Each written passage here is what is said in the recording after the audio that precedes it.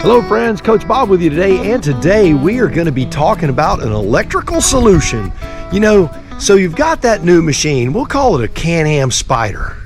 You know, one of these things right here, and you want to put some new lights on it, but you're looking for a place to hook it up and you're like, man, I don't want to drain my battery. I want it to be accessory powered. There's one little accessory wire, but I can't find it. I've been digging around for days and it's driving me crazy. I don't know what to do. Or you may have an adventure motorcycle and you're like, I want to hook a GPS to it, but I don't want to be plugging USB ports all over the thing and dragging wires all over the place. I don't know what to do. This is very frustrating. Why won't companies give you some sort of box, some sort of block that you can just hook accessories into? It really wouldn't be that difficult. I think they do that. Well, we'll talk about their reasons. Nah, we won't. It doesn't matter. The reality is we have a problem and we need a solution, and I've got a solution. It doesn't matter whether it is on a adventure bike, Can-Am Spyder, or anything in between. It will work on all of them. So what is the solution? It is a product made by a company called Healtech. So let's check it out. So there it is. It looks pretty simple. It's called the Healtech Thunderbox. Now I have the unit TBU01. The difference between the 01 and the 02, the 02 will have twice this many outputs. That's all. The way this works, it simply hooks to the battery. You've got a green wire, which should have been red technically, but you've got this green wire, which is the hot wire. We'll just call it green. It just means you got go-go juice going to it. And then you've got the black wire, which is your typical ground. Now this white wire here, this is an interesting wire.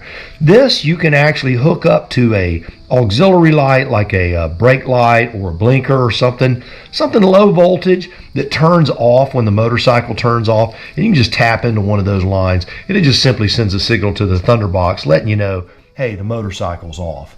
You don't have to use that if you don't want to.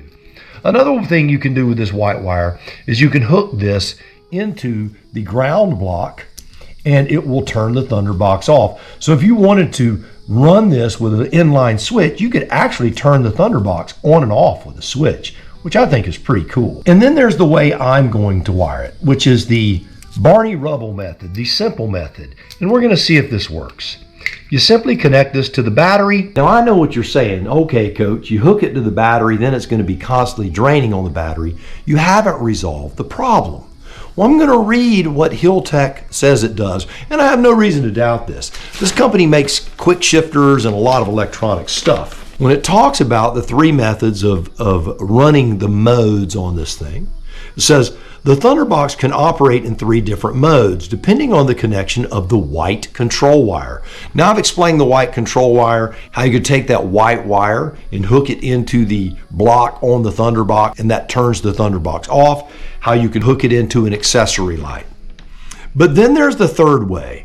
It says the white control wire is left disconnected, unused. When the engine is started, it runs evenly. The Thunderbox switches the outputs to on. When the engine is stopped, after a few seconds, the Thunderbox switches the outputs off. Yeah, it just reads the way that the voltage is fluctuating through the battery to determine whether the engine is running or not.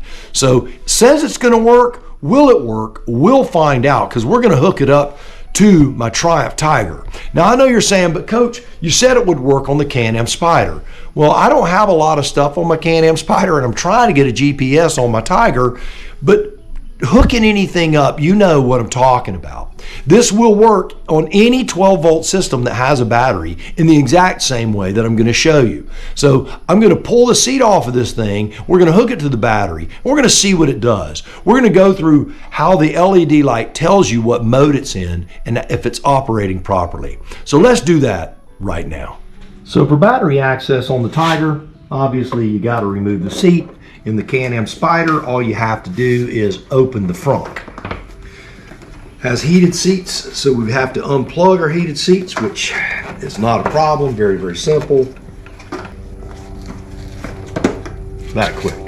Next thing, in order to get to the battery on the old Tiger, there's a little plastic box that covers it. And then, of course, you know, you always have to think about where am I going to mount the Thunderbox itself. We'll figure all that out. But I'm not real stressed about that, I can tell you. All right, so looking at it, we can do it with a Phillips head, or we can do it, looks like probably an 8 or a 10. So there's a look at the battery, not much to it. There's your negative, there's your positive. We take the negative off first, we know that. These little compartments can be difficult to see in, you know, as far as lighting with the camera. Right now, all I have hooked to this negative terminal, battery tender hooked up to it, and the motorcycle itself. Try not to drop your screws, because we all know how much fun that is. I'll take this wire, move it to the side, get it out of the way there. We don't bump it up against anything. I'm gonna take my bolt, I'm gonna lay it down here on the ground. That way I don't lose it. As you can see, there's the positive battery terminal. We're just gonna loosen that up. Once you get it loose, you can turn it with your hand. Now, hopefully this is just gonna be a quick turnaround on this. So I'm gonna try there again, try not to drop my battery screw down into the compartment there. So here's the Thunderbox. You can get a good idea of how big it is and how big it is not. It is really small. I'll have a link down below. Anyway, obviously the red side is going to go to the red side. So what I'm going to do, I'm going to have obviously the motorcycle. I'm going to have in the closest spot, and then I'm going to have the battery charger outer, and I'm going to put the Thunderbox in between the two. Motorcycle, Thunderbox, battery tender in that order. Once you get it lined up. Actually, I'm going to get a Phillips head because I think I can get a little more purchase on that. I'm just not able to press that screw down with the socket. It's a deep dish socket, so the screw wants to run up inside the socket. Tighten it on down. It doesn't have to be killed, so you can obviously use a screwdriver on this if you prefer. So there's the positive. Now we take the old negative, or the ground terminal. Do the same thing. Motorcycle, Thunderbox, battery charger. The screw that I had lying on the ground, I am going to just run through. So first on, obviously, the very top would be the battery tender. And next would be the Thunderbox. Next would be the motorcycle. I'm going to simply line that screw up. All right, she is hooked up. If this is done correctly, and it is, of course, you see we have a LED light there flashing green. All right, so we're going to crank this thing up. We're going to see what happens here.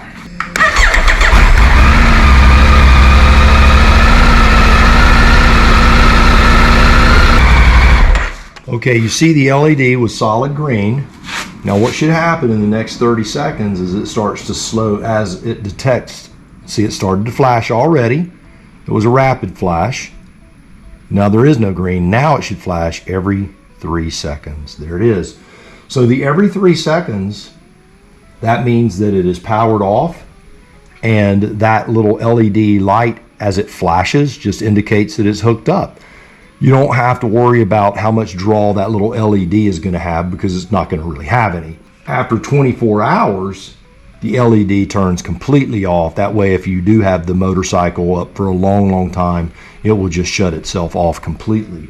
So if you have a red-green combination on the flashing LED, that means that you've hooked it up incorrectly. If you have a rapid flash green, that means it is in power up. If you have the solid green, like when the motorcycle was running, that means that the unit is active and providing power to your unit. And as you observed when we turned the motorcycle off, it went from solid to a slower blinking green. And you can see now it's very, very faint. It says that it cuts it down real dim. See, right now it's very, very dim and just blinking very slowly. So if we crank it up, it should go to solid green again. So let's do that again. Powering up, providing power.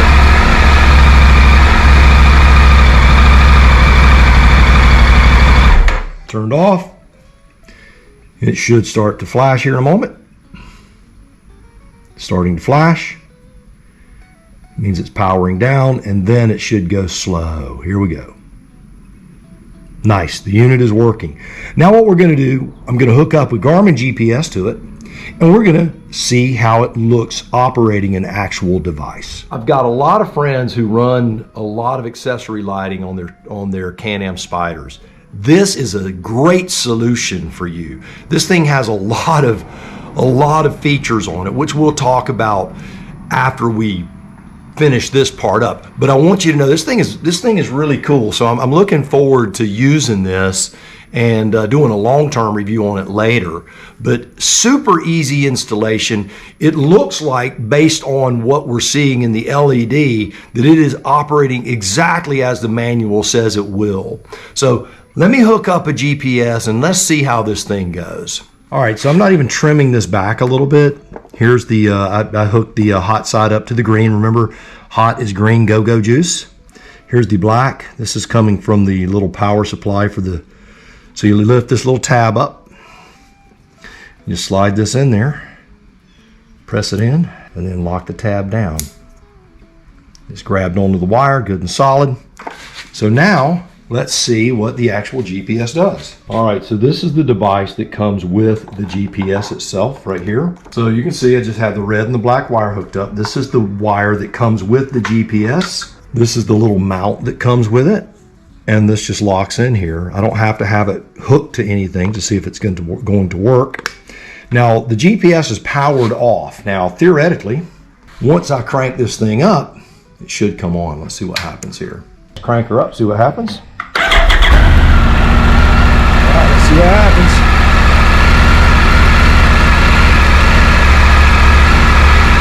Yay, we have power. So it's working. Now let's turn the bike off and it should shut off.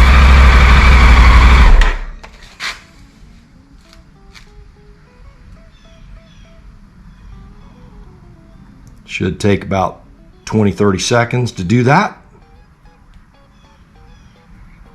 You can show it's not showing power to it. Look at that, it's powering itself off. There you go, just like that, folks. All right, well, that was pretty darn easy, I'll tell you that. I want to say this, you know, my son is a nuclear electrician. He's a really smart guy and he understands everything electrical. I don't. I understand when things drain batteries and I understand when I get frustrated. Those are the things that I understand.